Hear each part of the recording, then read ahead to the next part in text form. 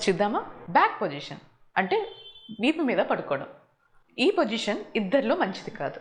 ఒకటి గురక ఉన్న వాళ్ళలో ఎవరైతే వాళ్ళ వీపు మీద పడుకుంటారో వాళ్ళ యొక్క శ్వాసనాళం చిన్నదవుతుంది.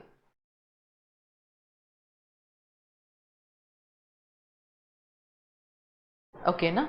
సో ఇంకా ఊపిరి తీసుకోవడానికి కష్టమై గురక నుంచి స్లీప్ యాప్నియాలోకి వెళ్తారు. అంటే ఊపిరి అందడం కొంచెం కష్టమై మధ్యలో లెగుస్తూ ఉంటారు. ఓకేనా?